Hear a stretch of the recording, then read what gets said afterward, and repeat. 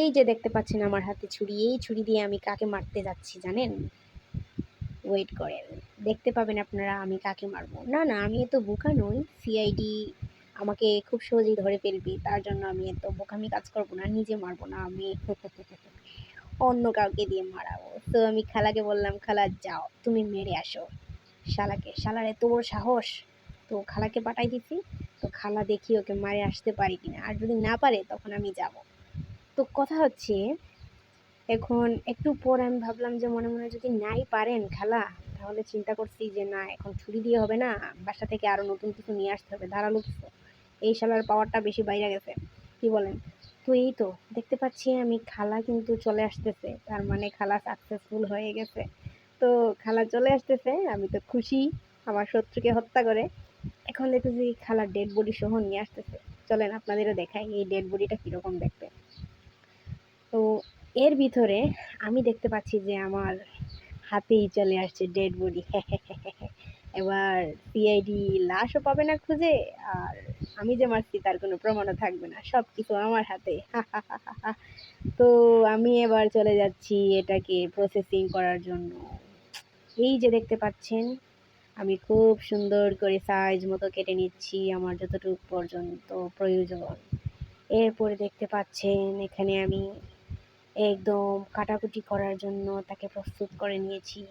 এই সেই কুখ্যাত বিখ্যাত সন্ত্রাসবাদী, একে আমি আজকে পিস পিস করে ফেলবো।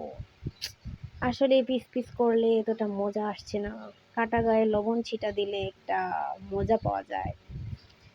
যারা আপনার লাইফে টক্সিক পিপল আছে তাদেরকে এরকম করতে পারলে মনটা একদম শান্ত হয়ে যাবে। আমার মতো করে তাদেরকে মাঝখানে কেটে কেটে চাকু দিয়ে, তারপরে লবণ, মরিচ, হলুদ, ধনিয়ার গুঁড়া যা আছে সব কিছু দিয়ে ভালো করে মাখিয়ে নেবেন। দেখবেন আপনার মনের সব অশান্তি একদম শান্ত হয়ে গিয়েছে, সব প্রতিশোধ যেন একদম নেওয়া হয়ে যাবে। এইগুলা দিয়ে ভালো করে সুন্দর মতো ঘষে ঘষে মেজে মেজে দিতে হবে, যাতে এদের কাটা গায়ে একদম ভালো করে ঢুকে একদম ভিতরে ভিতরে চলে।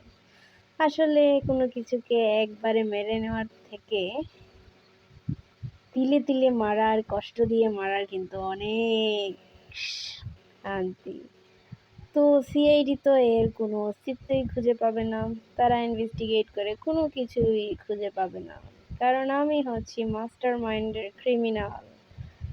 এই যে তিনজনকে মেরে ফেললাম, এখন মেরে নেওয়ার পর আমি সব কিছু দিয়ে মাখিয়ে তাদের পোশাক পরিচ্ছদ ফেলে দিয়ে নতুন করে গড়ে তুলেছি, নতুন সাজে সাজিয়ে ফেলছি। গায়ে হলুদের সময় দেখবেন যে মেয়েদেরকে হলুদ মাখানো হয়, ছেলেদেরকেও মাখানো হয়, মাছকেও মাখানো হচ্ছে। মাছ দিয়ে জিনিসটা বুঝাই, কারণ হচ্ছে এত সুন্দর করে হলুদ মাখিয়ে তার লাইফটাকে একদম ভেজে নেওয়ার জন্য রেডি করানো হচ্ছে। বিয়ে মানেই যে সর্বসুখ, এই কথাটা অনেকেই মনে করেন, কিন্তু এই কথাটাকে ভুল প্রমাণিত করার জন্য আমি নিয়ে এসেছি আপনাদের সামনে আজকের রেসিপি। রেসিপিটার মাধ্যমে আপনারা বুঝতে পারবেন বিয়ে আসলেই কত মজার। বিয়ের আগে আপনার গায়ে রং মাখানো মানে বিয়ের পর আপনাকে একদম চুলার উপরে প্যান বসিয়ে তেল দিয়ে ভালো করে কড়কড়া করে ভেজে নেওয়া। এর মানে কি আপনি বুঝতে পারছেন আপনার জীবনের সঙ্গে কি ঘটতে যাচ্ছে?